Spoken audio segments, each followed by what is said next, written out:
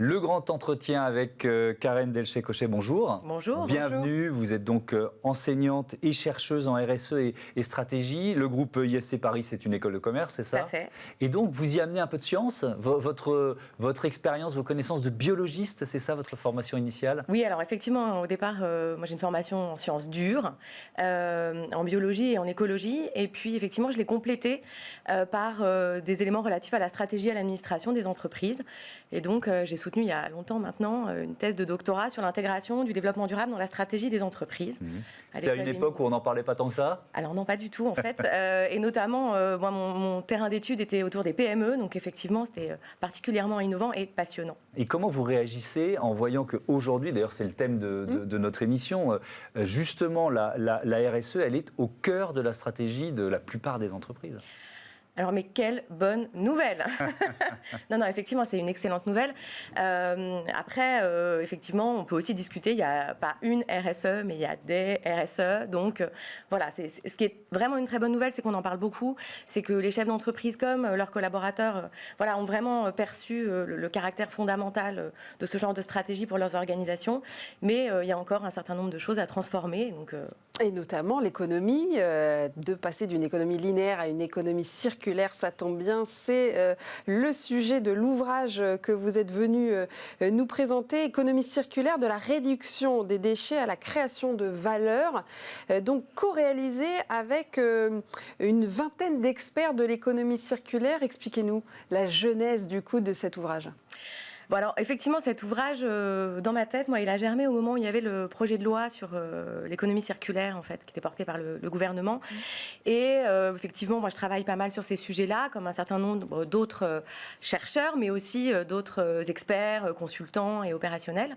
Et je me suis dit que c'était important, en fait, qu'on puisse nourrir le débat au travers d'un ouvrage. Donc, j'ai voulu un ouvrage collectif, effectivement, qui permette de mettre en lumière qu'il y a beaucoup d'initiatives, beaucoup de choses qui se passent, beaucoup de réflexions, mais aujourd'hui, on a quand même encore une difficulté, c'est faire en sorte que l'ensemble des expertises se parlent, échangent et puissent co-construire ensemble en fait cette nouvelle économie dite circulaire. Et qu'est-ce qu'il apporte de nouveau alors votre ouvrage sur l'économie circulaire? Alors en fait, ce qu'on a cherché à faire, c'est non pas arriver par différents petits éléments de solution, mais en fait réfléchir en trois temps. Un premier temps qui est plutôt en fait quel est le cadre, à la fois le cadre historique, le cadre normatif, voilà en quoi ça fait évoluer un certain nombre d'éléments, notamment sur le marché du travail, etc.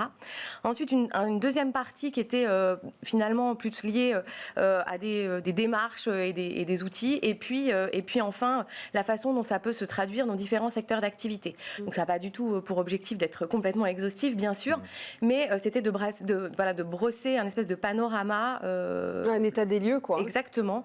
En France, du coup?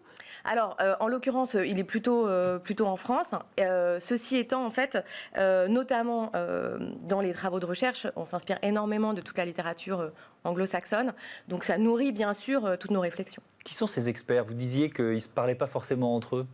Alors, en fait, il y a des experts qui sont des enseignants-chercheurs, qui ont l'habitude plutôt d'écrire dans des revues académiques, avec des articles académiques très poussés d'un point de vue intellectuel, mais qui ne sont pas toujours sur les bureaux des décideurs.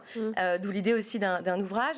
L'idée de travailler aussi avec des consultants, en fait, qui, eux, finalement, ont aussi une matière de terrain qui est extrêmement riche.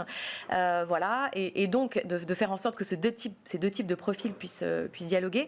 Et puis, en fait, j'ai aussi choisi d'avoir des gens qui avaient des expertises de fond différentes.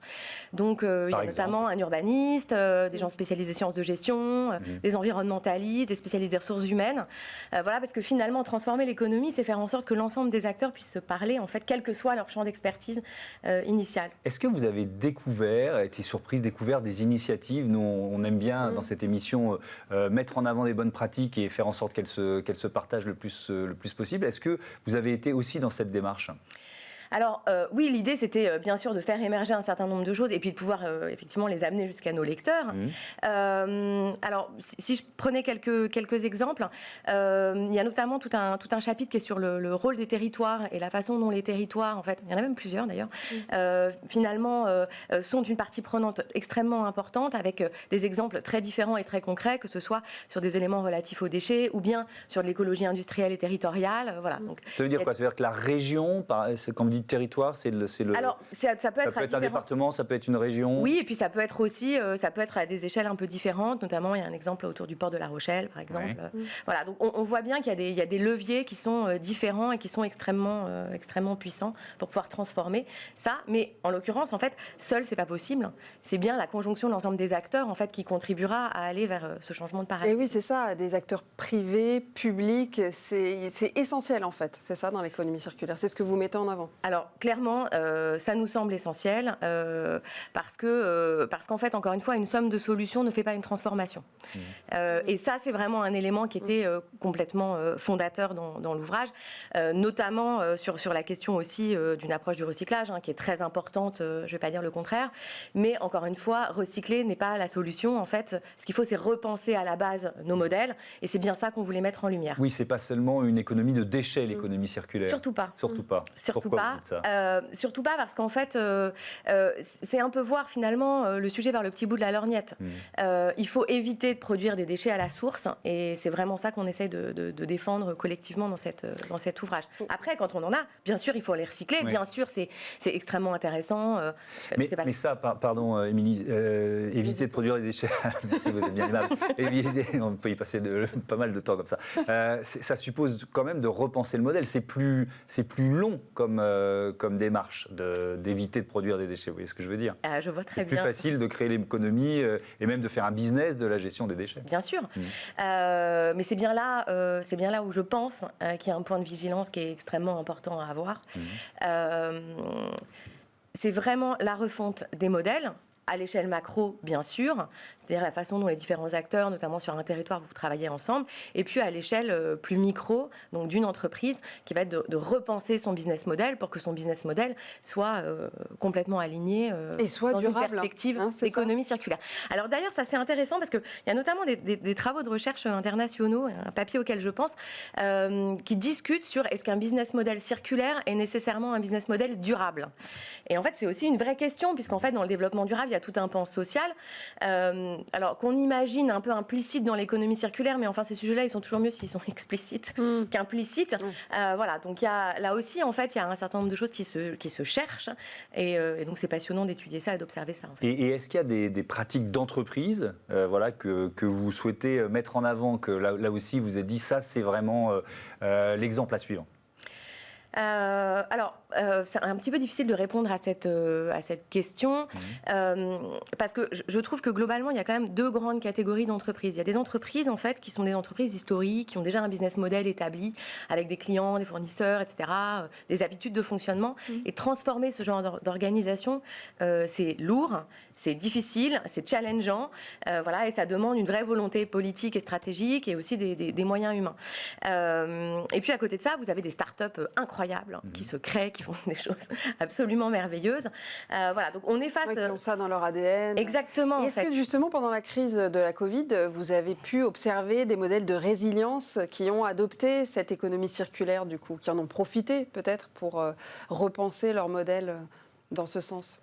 Alors, on n'a pas beaucoup de recul quand même sur la façon dont les choses sont en train de se passer, puisqu'on a eu beaucoup de propos sur le monde d'après. Voilà, au mois de mars, avril, c'est le monde d'après, le monde d'après. En fait, bon, ce serait bien que le monde d'après soit déjà un peu maintenant. Il y a quand même des pans, je trouve, assez intéressants de l'économie à observer sur toutes les démarches de relocalisation, en fait, pour finalement réduire les circuits, faire en sorte qu'on se rapproche, en fait, des consommateurs. Parce que dans la question de l'économie circulaire, ce qu'il faut bien comprendre, c'est qu'on a toujours tendance à la réduire à la grande boucle du recyclage. Mais celle-là, c'est vraiment quand on n'a plus d'autres solutions et qu'on est arrivé finalement au bout du chemin, quoi. C'est vraiment plutôt l'idée de se dire comment on va penser différemment nos ressources, comment on va éco-concevoir notre produit ou notre service.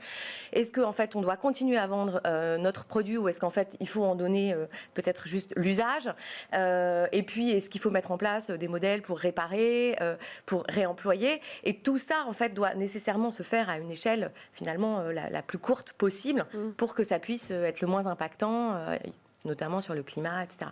Donc en fait, toutes ces démarches-là qui sont en train toutes ces entreprises qui sont en train de réfléchir au fait de relocaliser un certain nombre de leurs activités, avec le fait que les consommateurs commencent aussi à prendre conscience que c'est assez fondamental en fait de participer aussi à ça pour que ces entreprises soient finalement les leaders de demain. Voilà, on voit des choses un petit peu qui bougent, mais il y a encore beaucoup de chemin. D'autres solutions de l'économie circulaire à découvrir tout de suite dans notre débat.